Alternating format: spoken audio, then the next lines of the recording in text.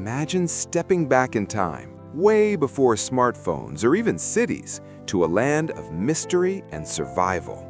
That's where our story of France begins, in the prehistoric era. Over 40,000 years ago, early humans left their mark in caves like Lascaux, painting vivid scenes of hunts and rituals that feel like the first Instagram posts of humanity. Fast forward to around 600 BC and enter the Gauls, fierce Celtic tribes who roamed what we now call France. Think of them as the original rebels, with their druid priests, iron weapons, and a love for storytelling around campfires. They traded with Greeks and Romans, building hill forts that dotted the landscape like ancient fortresses in a video game. But here's the twist. These proud warriors were about to face an empire that would change everything. What happens when Rome knocks on your door? Stick around to find out. Enter Julius Caesar in 58 BC, the ultimate strategist, turning Gaul into his personal conquest playground. Picture this: the Gauls, led by heroes like Vercingetorix, fought like underdogs in an epic sports match. But Rome's disciplined armies and superior tactics won out by 51 BC. Suddenly, France, or Roman Gaul, became a hub of innovation. Roads stretched like veins across the land. Aqueducts brought water like modern plumbing, and cities boomed with forums, baths, and theaters. Latin became the lingua franca, blending with Celtic roots to seed the French language. It was like upgrading from a rustic cabin to a luxury villa overnight. But empires crumble, right? As Rome weakened in the 5th century AD, barbarian invasions loomed. Who would fill the power vacuum? Let's dive into the chaos that birthed a new kingdom.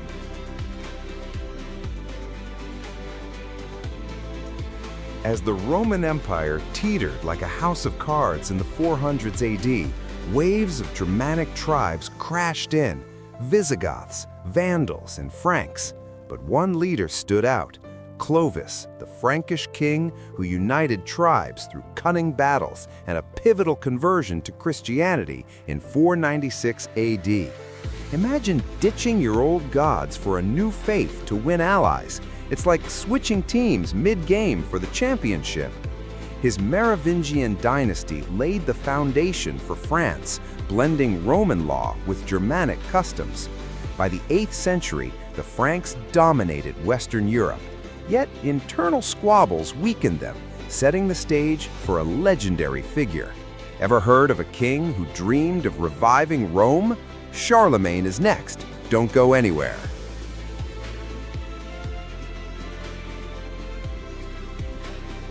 Picture a warrior scholar crowned Holy Roman Emperor on Christmas Day 800 AD. That's Charlemagne, or Charles the Great.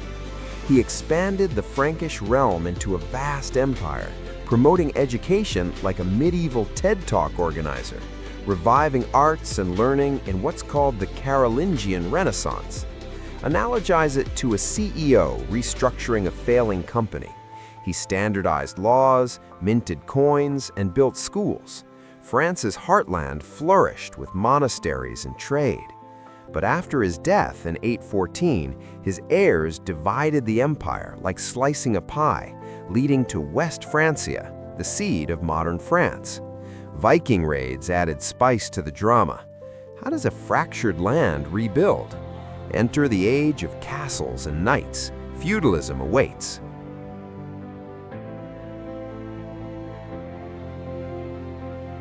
From the 9th to 12th centuries, France embraced feudalism, a system like a massive corporate ladder where kings granted land to lords who pledged knights and peasants toiled at the bottom. Related to your job, the boss, king, delegates to managers, lords, who oversee workers, serfs. Capetian kings, like Hugh Capet in 987, centralized power from Paris, while the church wielded influence like a moral GPS. Crusades sent knights abroad, bringing back spices and ideas, but plagues and famines tested resilience. What if a family feud escalated to a century-long war? The 100 Years' War is brewing. Stay tuned for betrayal and bravery.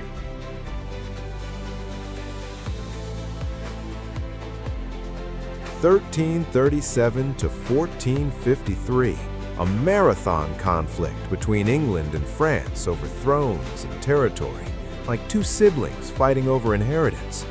English longbows decimated at Crécy and Agincourt, but then Joan of Arc, the teenage visionary, rallied France like a motivational speaker from heaven. Her capture and burning in 1431 inspired a comeback, ending with French victory. Analogize it to a comeback story in sports, down but not out. This war forged national identity, boosting the monarchy. But peace brought new ideas. What happens when art and humanism explode? The Renaissance is calling.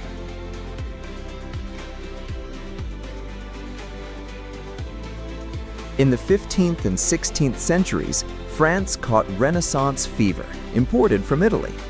Kings like Francis I patronized artists like Da Vinci, building chateaux that screamed luxury, like Versailles' precursors. But Protestant Reformation sparked wars of religion, pitting Catholics against Huguenots in bloody massacres, like the St. Bartholomew's Day in 1572. Think of it as a family dinner turning into a food fight over beliefs. Henry IV's Edict of Nantes in 1598 brought uneasy peace. Power was consolidating. Ever wonder about a king who ruled like the sun? Louis XIV shines next.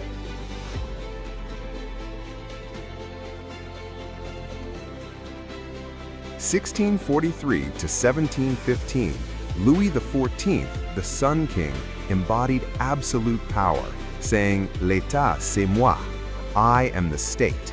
He built Versailles as a glittering trap for nobles, like a reality show keeping rivals close. Wars expanded borders but drained coffers. Related to a CEO splurging on a mega office while employees struggle. Culture flourished with Molière's plays and formal gardens, but inequality simmered. What if thinkers questioned it all? The Enlightenment is about to ignite ideas that change the world.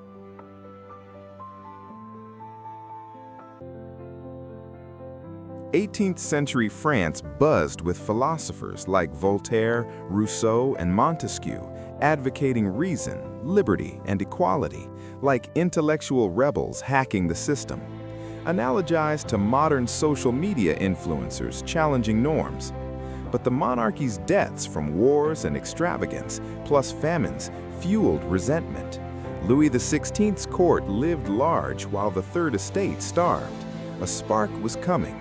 Imagine a powder keg exploding. The French Revolution is here.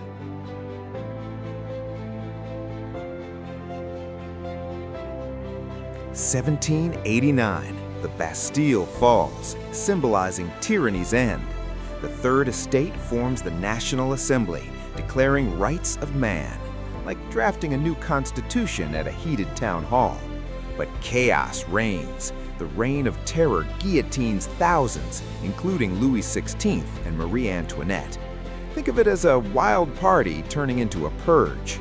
Napoleon emerges from the ashes. How does a Corsican soldier become emperor? His rise is epic.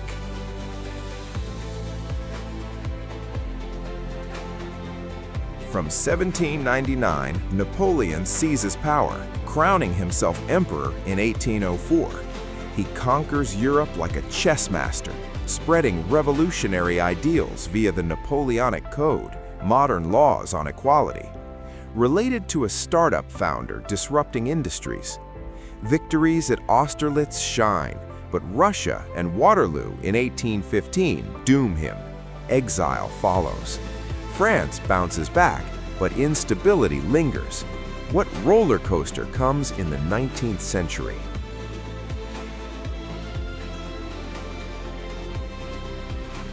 Post-Napoleon, monarchies restore, but revolutions in 1830 and 1848 topple them, birthing republics. Napoleon III modernizes Paris with boulevards, like urban renewal on steroids. The Franco-Prussian War in 1870 humiliates France, losing Alsace-Lorraine. Culture blooms with Monet and Hugo, but global tensions brew. How does France face the Great War? Trench warfare awaits.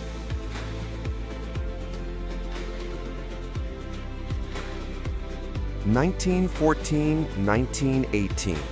France bleeds in trenches, losing millions at Verdun and the Somme, like a generation sacrificed in mud. Victory comes, but Versailles Treaty sows resentment. The Roaring Twenties bring Art Deco and expatriates like Hemingway. Economic crashes hit hard. Dark clouds gather again. What if invasion strikes home? World War II tests France's soul.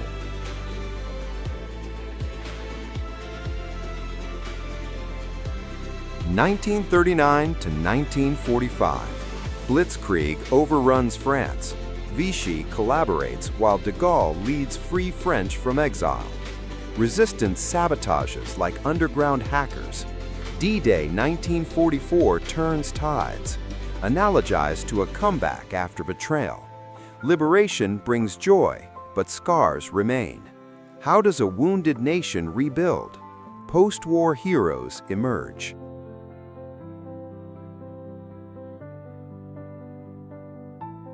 After 1945, Charles de Gaulle founds the Fifth Republic in 1958, stabilizing with strong presidency, like a firm hand on the wheel.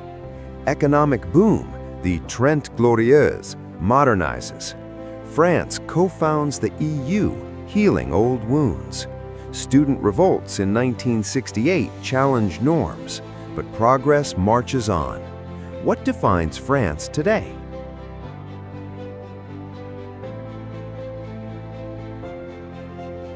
From the 1970s onward, France navigates decolonization, like Algeria's independence, and embraces multiculturalism. Leaders like Mitterrand and Macron push EU integration, green energy, and cultural exports. Think fashion, film, and food. Challenges like terrorism and inequality persist, but resilience shines, as in the Paris Agreement on climate. Analogize France to a timeless wine, aged, complex, ever-evolving. From Gauls to global power, it's a story of reinvention. What chapter will you add? Like, subscribe, and share your thoughts below. Has France's history inspired you?